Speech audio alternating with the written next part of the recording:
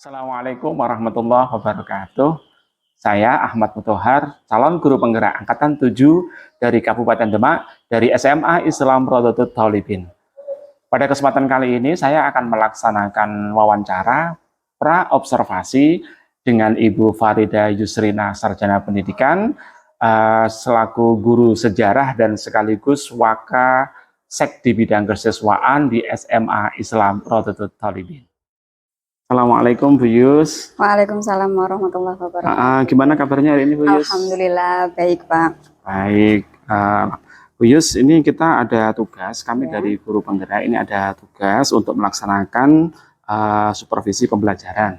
Dalam supervisi pembelajaran ini kita menggunakan teknik coaching. Artinya dalam teknik coaching ini kita setara, tidak ada yang senior ataupun yang junior, tidak ada yang merasa digurui atau menggurui, tidak ada. Jadi kita sama-sama satu level ya, dan juga tujuan kita supervisi ini bukan untuk menjustis pembelajaran Bu Yus seperti apa atau menilai Bu Yus itu sudah sejauh mana kemampuan pengelolaan kelasnya, pengelolaan materinya dan sebagainya. Tapi ini dengan tujuan untuk meningkatkan kompetensi dan juga sekaligus pengetahuan dalam bidang pembelajaran. Begitu Bu Yus ya. Kemudian kegiatan supervisi ini nanti kita ada 3. Yang pertama adalah pra-observasi yang akan kita laksanakan pada kesempatan hari ini. Kemudian nanti observasi di kelas dan juga nanti ada kegiatan pasca observasi. Di mana nantinya dalam kegiatan pasca observasi itu nanti saya kemudian Bu Yus nanti selaku yang akan kita supervisi dan juga nanti akan didampingi oleh Ibu pengajar praktik, nanti Ibu Tantri, begitu Bu Yus ya. Baik, Bu Yus kita mulai kegiatannya nggih. Baik, Bu Yus kira-kira ini kapan kita akan melaksanakan supervisi pembelajaran? Kira-kira tanggal 10. Tanggal 10 Bu ya. Tanggal 10. Tanggal 10 itu Mei, hari apa Ibu Yus? Hari Rabu. Hari Rabu tanggal 10 Mei. Itu nanti yang dipakai jam keberapa Ibu? Jam ke-5. Jam ke-5. Pada kelas? Pada kelas 10. 10. Baik, kelas 10 berarti itu kurikulum merdeka, berarti anak-anak masuk pada fase E, begitu ya. Baik. Nah, Bu Yus nanti untuk kegiatan supervisi kira-kira nanti tema yang diangkat nanti temanya apa Ibu? Yang diangkat adalah perkembangan kerajaan Islam. Oh, perkembangan kerajaan Islam ya, sekupnya wilayah Nusantara saja, begitu ya. Oke, baik. Nah, saya percaya kok RPP-nya sudah disiapkan. Nah, RPP-nya sudah, saya percaya itu RPP-nya sudah. Kemudian untuk Untuk tujuan pembelajarannya, kalau boleh tahu apa nantinya Ibu? Tujuan pembelajaran yang nanti akan diajarkan nanti. Nantinya adalah peserta didik dapat memahami mengenai pendapat para ahli dalam merumuskan masuknya Islam di Nusantara. Selain itu ada juga mengenai penjelasan bukti-bukti masuknya Islam di Nusantara. Kan ada banyak sekali itu. Betul. Dan ada lagi mengenai perkembangan kerajaan-kerajaan Islam di Nusantara. Ada yang terakhir, ada memahami akulturasi dan budaya Islam dengan sebelumnya. Karena sebelumnya itu kan udah Indonesia kan sudah ada yang namanya kerajaan Hindu-Buddha. Seakan-akan itu masa transisi. Betul. Baik. Jadi ini ada 4 tujuan yang ingin dicapai dalam pembelajarannya nanti ya. Wah, ini kayaknya menarik sekali, ada pendapat dari para ahli terkait dengan sejarah di masa lampau, kemudian ada artefak atau peninggalan apa yang masih ada sampai sekarang, kemudian juga bagaimana ini yang menarik ini akulturasi, mengingat dulu kan sebelum Islam datang itu kan ada ada animisme, dinamisme cukup lama mengakar di masyarakat kita. Betul. Kemudian dengan tujuan seperti itu nanti strategi yang Ibu bawakan nanti ketika mengajari kelas seperti apa Ibu? Kalau dari keempat tujuan tersebut nggak mungkin dalam satu pertemuan Pak. Mungkin yang diambil nanti hanya pendapat sama buktinya saja dulu, nanti pertemuan selanjutnya baru perkembangan kerajaan dan akulturasi. Tapi nantinya yang diangkat itu pendapat sama bukti-bukti masuknya. Dua yang pertama dulu. Dua yang pertama. Oke. Kemudian metode yang digunakan nanti? Metodenya harusnya ya Pak, harusnya ini kan mumpung kita itu warga Demak sendiri. Harusnya tuh memang lebih baik kita tuh bisa belajar secara langsung di situs, karena kita kan punya peninggalan sejarah ya Betul, di Masjid betul. Agung Demak. Mm-mm. Cuman apa ya, tergantung situasi dan kondisi. Kalau memang tidak bisa di sana ya nanti tetap pembelajaran di kelas seperti biasa tidak apa-apa. Nanti Betul. menggunakan apa namanya video pendek ya, film pendek yang mengenai isi dari Masjid Agung Demak dan sebagainya nanti bisa. Baik, itu tadi metodenya Bu ya. Jadi selain kita bisa KBM di kelas, kita Iya. mungkin bisa out learning class ya. Iya, bahasanya Jadi out learning class itu kita ajak siswa ke lokasi. Iya. Ya kita kan sebagai warga Demak bangga dong, kita Iya. masih ada artefak yang masih bisa dilihat sampai sekarang. Iya. Ya meskipun kita terkadang mencari bekas kerajaan Islam pertama di tanah Jawa itu di mana sih titiknya. Ya, Nah, itu kan itu masih dalam perdebatan, betul, Pak. betul. Masih dalam perdebatan dan ada salah satu guru sejarah yang menginstruksikan bahwa peninggalan kerajaan Islam yang di Demak itu di daerah lingkungan SMP 2 Demak. Oh, sekitar situ. Sekitar situ, sekitar alun-alun. Berarti tidak jauh-jauh dari Masjid Agung Demak ya? Iya, memang tidak jauh dari situ karena memang kan kalau pusat pemerintahan itu biasanya ada di alun-alun seperti gitu. itu. Ada di alun-alun dekat kan nggak dengan mungkin masjid. dibugar ya. Begitu. Jadi bisa di kelas, bisa juga di luar kelas gitu ya. Iya. Oke. Ya nanti kira-kira Ibu Yus lebih condong kemana nih melihat situasi dan kondisi yang ada? Kalau melihat situasi KBM di kelas ataukah di KBM di kelas tidak masalah Pak menurut tidak saya. Masalah. Iya. Nah, nanti di apa namanya tayangkan film pendek mengenai Masjid Agung Demak. Selain itu nanti ditambah dengan apa namanya ya mind mapping ataupun snowball throwing kan bisa. Oh gitu. Teknisnya gimana itu? Ada mind mapping sama snowball throwing. Mungkin sekilas bisa disampaikan Ibu? Kalau untuk mind mapping lebih ke nanti tugas peserta didik saja. Kalau snowball throwing nanti anak bisa menanyakan masalah ya. Satu anak dengan anak yang lain nanti bisa lempar-lemparan, nanti bisa terjawab masalahnya. Nanti tetap gitu. Kesimpulan akhir ada di guru pengampu seperti itu. Baik. Bu Yus, ini tadi kan kita tujuannya tadi sudah disampaikan, kemudian model strateginya juga sudah, metodenya juga sudah. Nah ini area atau mungkin yang perlu dikembangkan, kompetensi yang perlu dikembangkan oleh Bu Yus nanti pada materi tersebut itu apa Ibu? Di dalam pendapat para ahli kemungkinan ya. Soalnya anak-anak kan mungkin taunya ya Islam itu masuk di abad ke-7, ya Islam masuk di abad ke-13, tapi kan anak tuh kurang paham ya siapa yang mengemukakan teori tersebut. Memang kalau menghafal nama itu kan anak jarang jarang memahami gitu. Nanti selain itu juga ditambah mengenai saluran islamisasi. Karena taunya anak mungkin Islam datang itu hanya dari Wali Songo, padahal kan tidak hanya dari Wali Songo, tapi ada pedagang, ada golongan mubalik dan yang lain sebagainya. Oh gitu, baik. Lebih ke tokoh bisa. Oke, berarti nanti yang dikembangkan atau yang difokuskan nanti pada pendapat para ahli ya. Para ahli di sini mungkin bisa jadi mereka pakar atau memang pelaku sejarah kayaknya enggak mungkin ya, karena itu sejarahnya masa lampau. Itu kan terjadi pada tahun 1400-an ya, 1400-an itu. Iya. Jadi enggak mungkin. Jadi mungkin para ahli sejarah nanti di situ. Nah, menurut Bu Yus selaku pengampu sejarah nih. Jadi hambatannya dalam mengajar sejarah khususnya pada materi itu apa? Kalau mengingat pengalaman mungkin tahun kemarin atau semester sebelumnya seperti apa?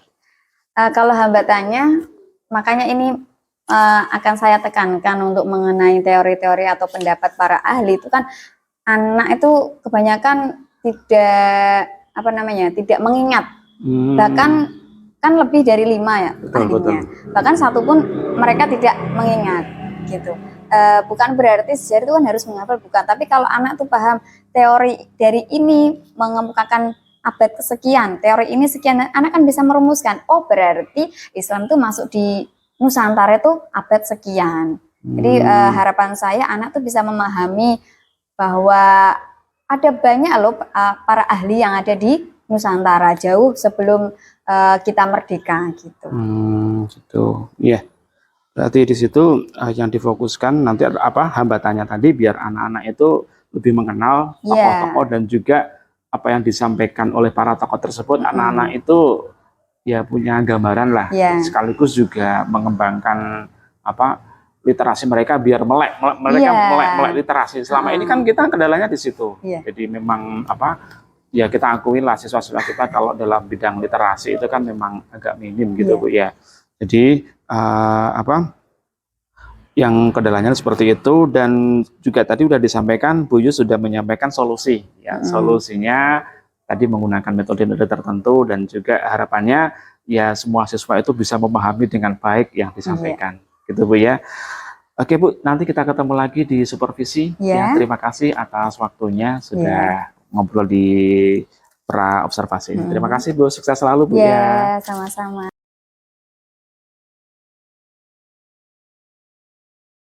Wabarakatuh. Selamat siang anak-anak. Lah, suaranya kok lemes. Ya, sebelum memulai pelajaran, alangkah baiknya kita absen dulu ya. Ahmad David Setiawan, Aisyah Wardaniar, Arif Indra, Najibur Rahman, Muhammad Iqbal, Ratna Artika Devi, Wulan Indasari, dan yang terakhir Lutfiani. Hadir semua ya, berarti yang nggak berangkat hanya Azuda. Ya, sebelum memulai pelajaran, kemarin kita telah mempelajari mengenai akulturasi budaya Hindu-Buddha di Indonesia. Banyak sekali akulturasinya, salah satu adalah seni bangunan. Seni bangunan yang bisa kita nikmati, yang bisa kita lihat ketika kalian berada di Menara Kudus. Ya, itu adalah salah satu bangunan akulturasi yang masih hidup sampai saat ini. Ya, di mana di situ ada kerajaan Islam di Kudus, tapi bangunannya masih bercorak Hindu Buddha. Gapuranya ya, ada yang sudah pernah ke sana? Sering mesti. Nah, sekarang kita akan mempelajari perkembangan kerajaan Islam di Indonesia. Sebelum memulai pelajaran, silakan buku tulisnya dibuka, LKS-nya dibuka. Sebelum memulai pelajaran, marilah kita baca basmalah secara bersama-sama.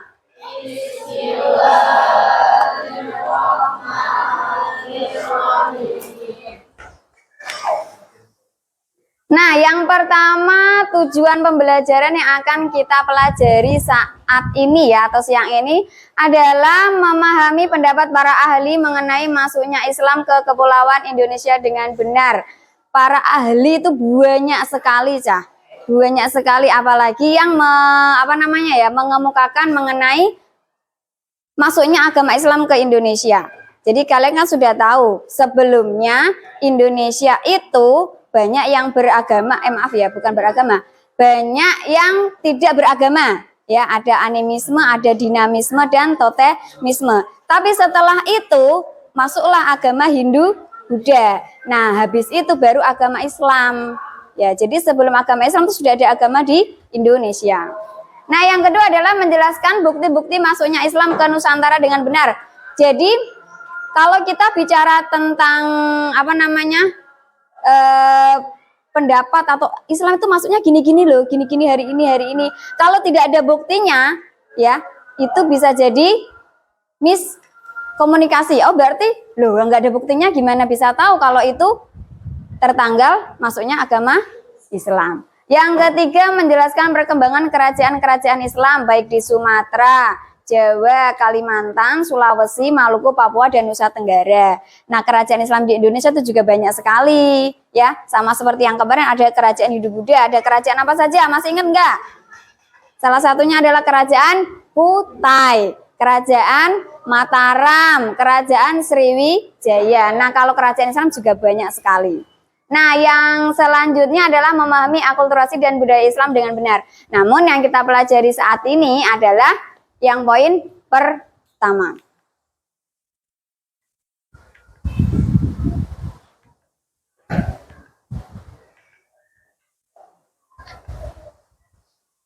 Gambar apa?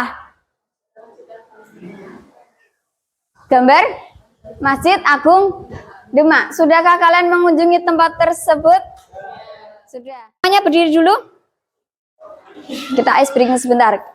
Saya lihat yang laki-laki pada ngantuk semua. Ya, berdiri semua. Saya bilang kanan, tangan kiri yang angkat. Ketika saya bilang tangan kiri, berarti tangan kanan yang angkat. Sudah siap semua? Tangan kiri.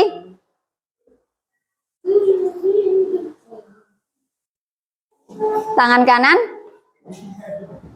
Tangan kanan. Tangan kiri. Yuk ganti. Kalau saya bilang tepuk tunggal, berarti kalian tepuknya tunggal. Loh, belum saya perintahkan. Saya kan baru mencontohkan. Kalau saya bilang tepuk tunggal, kalian tepuknya 1. Kalau tepuk ganda berarti tepuknya 2. Tepuk tunggal. Ganda. Tunggal. Ganda. Tepuk tangan. Ya, berarti saya mengatas kalian masih fresh ya di siang ini. Kalian boleh duduk kembali. Naila, Iva, sama Lutfiani. Kelompok ketiga ada Sabri, Lukman, Hikmah, Wulan, sama Dewi. Dan yang terakhir, kelompok 4 ada Arif, Najib, Mufidah, Noviana, Ratna, sama Nuris ya. Kelompok 4 spesial karena anggotanya banyak. Yuk silakan bisa menempatkan diri di tempatnya masing-masing. Yuk kelompok 1, 2, 3, 4. Kan ku kejar mimpi dan ku terbang tinggi. Tak ada kata tidak, ku pasti bisa. Kan ku coba lagi, ditemani pagi. Tak ada yang tak mungkin, ku pasti bisa.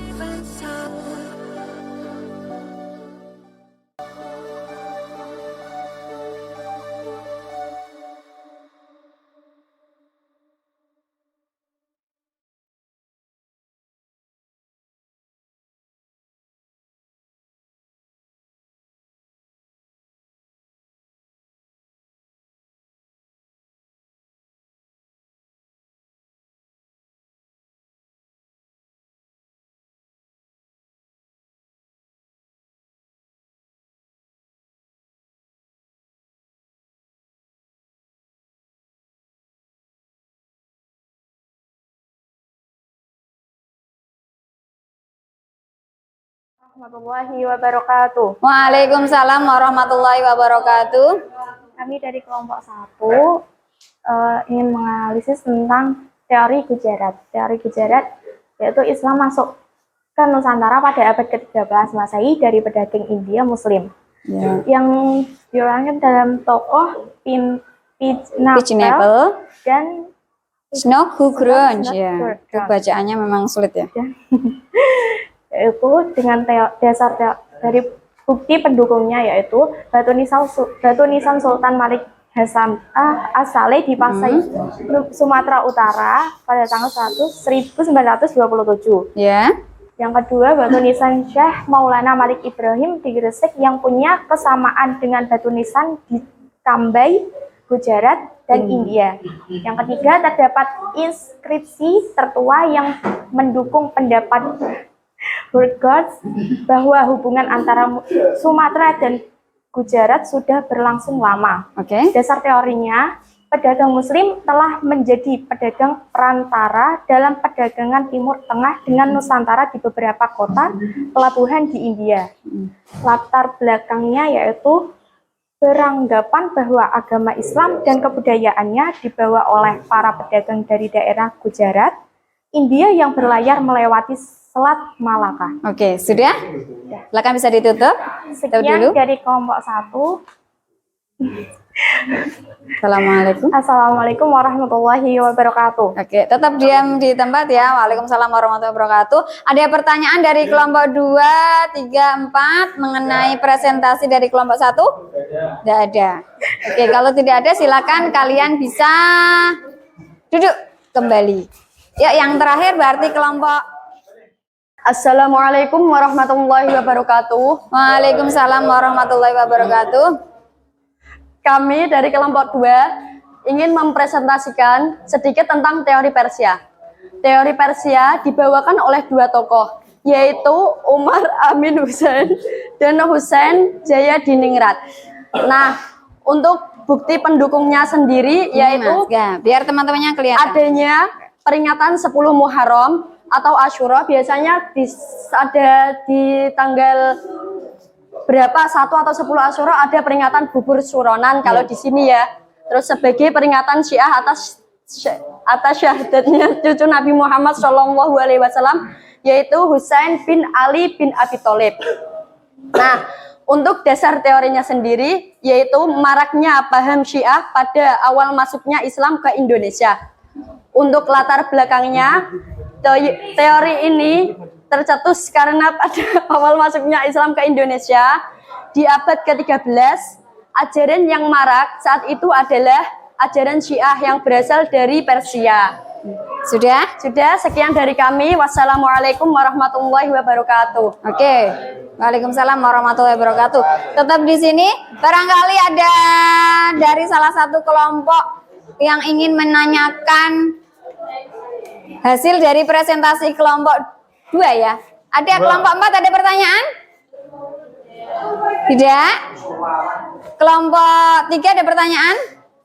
Tidak? Kelompok 1? Tidak. Berarti sudah ya. Kelompok 2 mempresentasikan mengenai teori Persia dan kebetulan kelompok yang lain tidak ada pertanyaan, silakan kalian bisa kembali ke tempat duduk kalian. Ya. Ya, kita tadi sudah mendengarkan hasil dari presentasi baik dari kelompok 1, 2, 3 sama 4 ya, membidangi dengan materi yang berbeda-beda. Tadi kelompok 1 membahas tentang apa tadi? Teori Gujarat ya, kelompok 2 mengenai teori Persia, kelompok 3 mengenai teori Arab atau Mekah, dan yang terakhir kelompok 4 mengenai analisis dari kesemua teori. Ya, saya berterima kasih atas partisipasinya kalian dalam membuat tugas kelompok. Ya, memang masih ada banyak kekurangan dari tiap-tiap kelompok ya, yang namanya tugas kelompok itu pasti, tapi saya sudah mengapresiasi untuk kalian semua. Selain itu, kita sudah mempelajari tadi mengenai beberapa teori. Mungkin minggu depan kita akan mempelajari mengenai saluran islamisasi atau lewat jalur mana saja toh Islam masuk ke Indonesia. Gitu ya. Untuk tugasnya, Minggu depan silakan dikumpulkan. Kok dikumpulkan sih? Minggu depan dikerjakan halaman 41 ya. LKS-nya bisa disimak. Halaman 41 ada asesmen formatif 1, ada 5 soal saja nanti bisa dikerjakan. Dan minggu depan dikumpulkan, nanti kita akan bahas mengenai soal-soal tersebut dan kelanjutan dari saluran islamisasi yang ada di Indonesia. Saluran islamisasi atau berarti masuknya Islam itu lewat jalur mana saja, itu namanya saluran islamisasi. Marilah kita tutup pembelajaran siang hari ini dengan bacaan Alhamdulillah bersama-sama. Alhamdulillahirabbil alamin. Sekian dari saya. Assalamualaikum warahmatullahi wabarakatuh.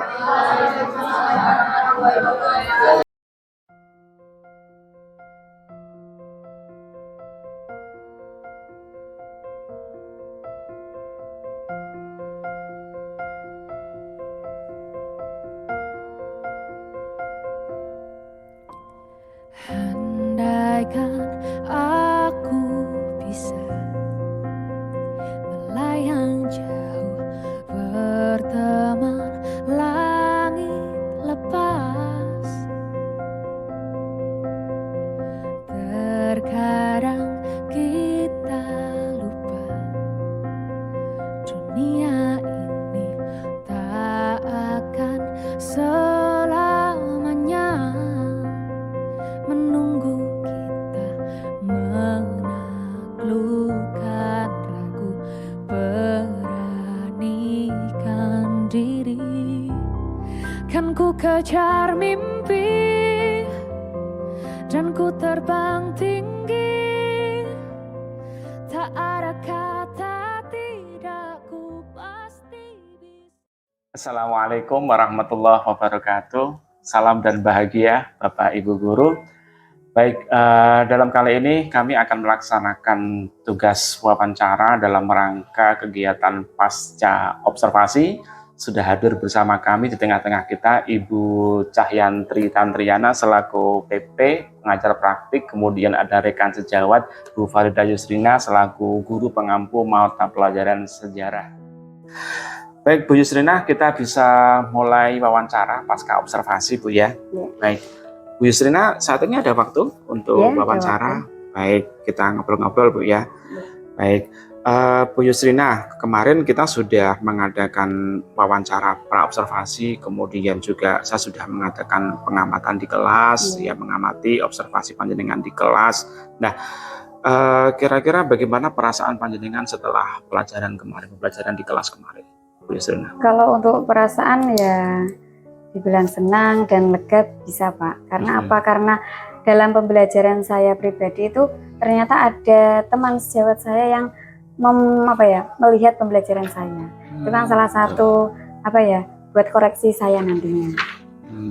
Berarti sesuatu yang positif Bu ya. Berarti. Baik, Bu Yusrina, kemarin setelah saya melihat pembelajaran di kelas, kira-kira menurut panjenengan apa yang sudah panjenengan lakukan pada saat mengajar? Kalau kemarin kan pada tujuan masuknya agama Islam di Indonesia, betul, itu dalam RPP juga sudah saya tuangkan, ada pembukaan, ada inti, ada penutup, itu sudah belum seutuhnya seperti yang sudah tertulis, yaitu berdiferensiasi.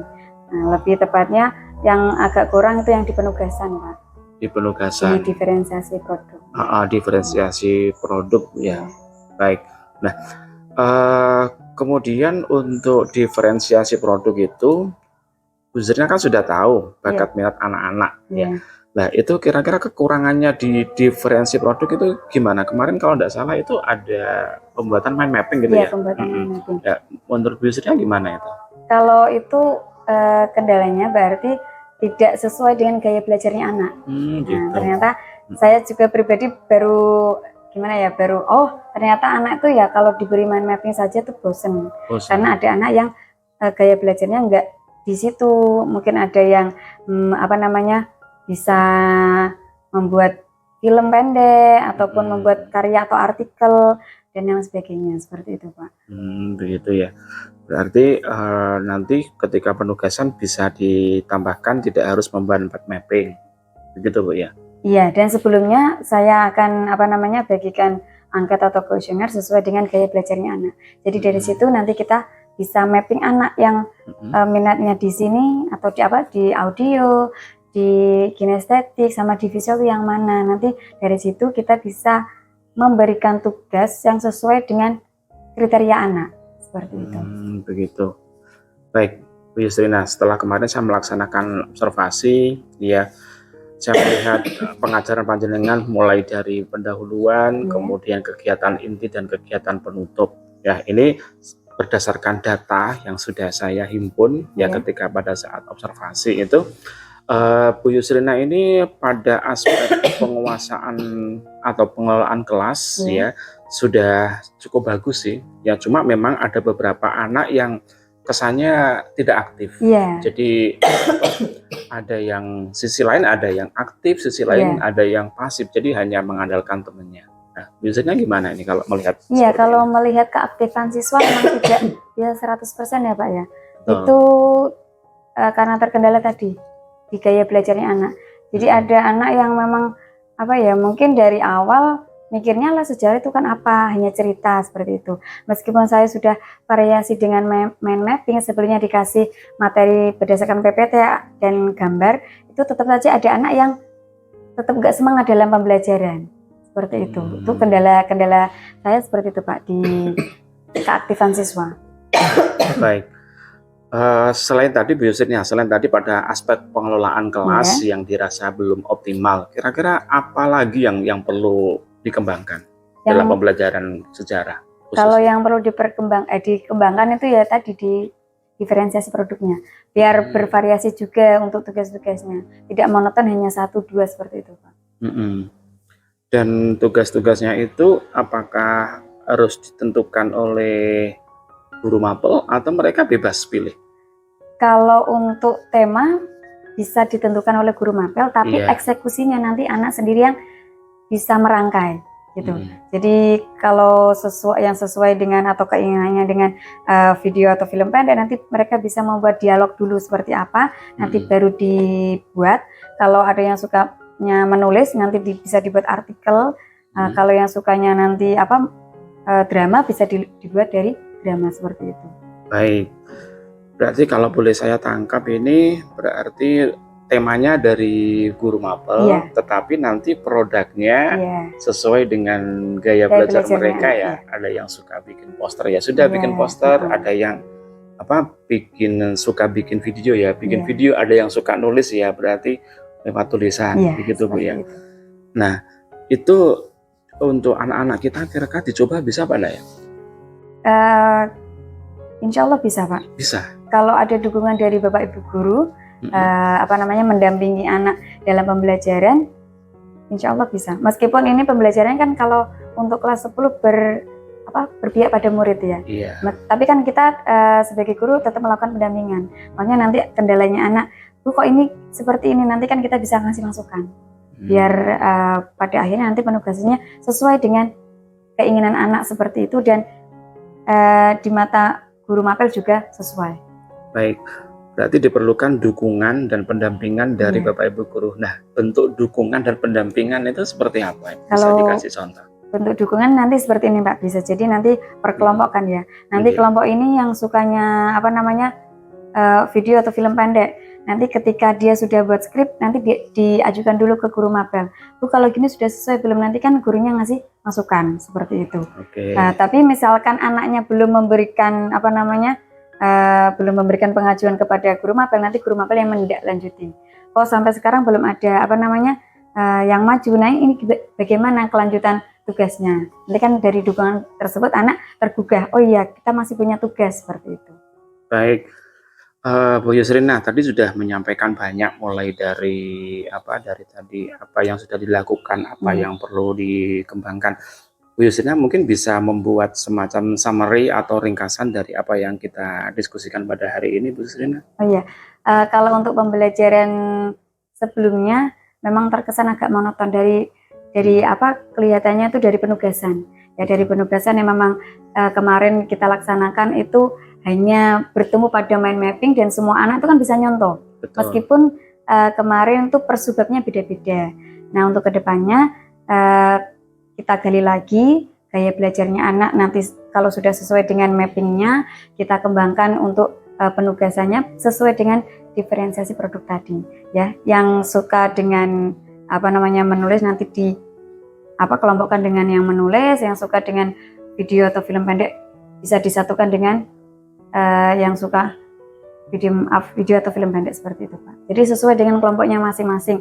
Biar memang nanti minat dan bakatnya anak tergali dari situ. Ya. Baik, terima kasih Bu Yusrina sudah memberikan kesempatan untuk dialog atau wawancara kali ini.